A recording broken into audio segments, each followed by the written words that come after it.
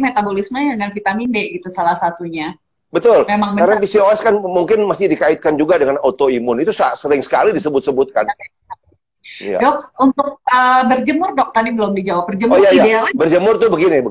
Jadi ini juga selalu bahkan ada dokter sampai mengatakan, Dokter Hendy itu salah. Kalau saya kan selalu, jadi kan seperti video saya katakan begini. Ada dua grup dokter ini. Ada yang bilang jam 8, jam 10 pagi lah. Atau jam 4, jam 3. Karena itu nyaman. Ya. Tapi grup kedua itu yang bilang jam 10, jam 2. Nah, saya ini termasuk grup kedua. Sebenarnya yang benar begini. Kapan ultraviolet B paling tinggi?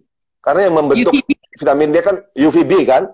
UVB paling tinggi itu adalah jam 12 pada saat matahari di atas kepala kita. Patokannya sebenarnya begini, yaitu tidak boleh ada bayangan pada saat kita berjemur. Itu ultraviolet B maksimal. Kalau masih mau menawar, itu boleh jam 10, jam 2, karena patokannya adalah bayangan itu harus lebih rendah daripada tinggi badan kita. Nah, kalau jadi grup pagi itu, coba dilihat, bayangannya panjang, itu berarti yang ada ultraviolet A, yang tidak menghasilkan vitamin D.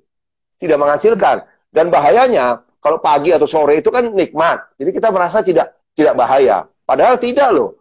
Kalau Anda kena ultraviolet A, ya kumulatif ya, itu nanti apa? Ultraviolet A itu kita jembatan keledainya, mnemonik yang kita pakai adalah A itu aging. Jadi ultraviolet A itu menyebabkan kulit kita age spot, keriput, sampai skin cancer. Loh, tapi ultraviolet B juga kalau berlebihan bisa skin cancer. Nah, jadi kalau ada lagi teman dokter yang bilang, oh enggak, Dokter Hendy itu salah. Itu kalau tengah hari tidak bisa di kita karena ultraviolet index. Itu ada ultraviolet index ya. Jadi diukur tingginya berapa. Yang bisa menghasilkan vitamin D itu adalah di atas 3. Memang kadang-kadang kita siang itu bisa sampai 12, 13. Memang panas sekali. Makanya kalau mau berjemur juga, tips saya adalah berjemur itu tidak akan mencapai optimal. Kalau buat tambah-tambah oke. Berapa lama? Ya itu makanya. Karena kalau siang, Anda tidak boleh lebih dari 5-10 menit. Anda terbakar. Karena ada teman yang bilang, kalau begitu saya jemur lama supaya dapat banyak. Nggak bisa. Begitu Anda kemerahan itu adalah fase sebelum sunburn. UV-nya. Begitu kemerahan, produksi vitamin D berhenti. Ini Anda percuma Anda lama-lama. Nah, terus ada satu lagi yang perlu ditegaskan. Dr. Michael Holick. Michael Holick ini salah satu dewa vitamin D. Dia dari Boston University.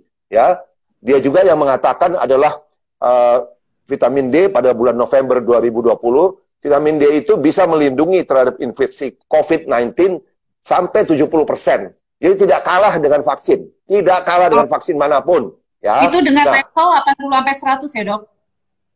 Ya, nah terus Michael Holick itu datang ke Bangkok dan Jakarta tahun 2012-2013, sudah mengadakan penelitian di Jakarta dia. Itu ada di jurnalnya bahwa waktu terbaik untuk mendapatkan vitamin D di Jakarta, saya ulang lagi ya, di Jakarta untuk dokter-dokter yang masih bilang itu di Amerika, baca jurnal dong ya.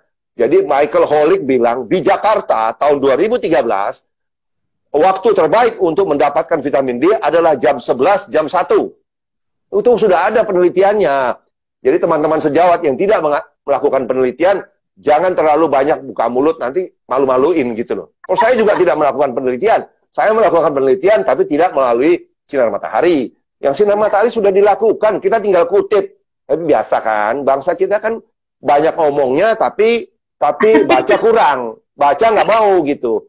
Sinetron kencang begitu. Iya,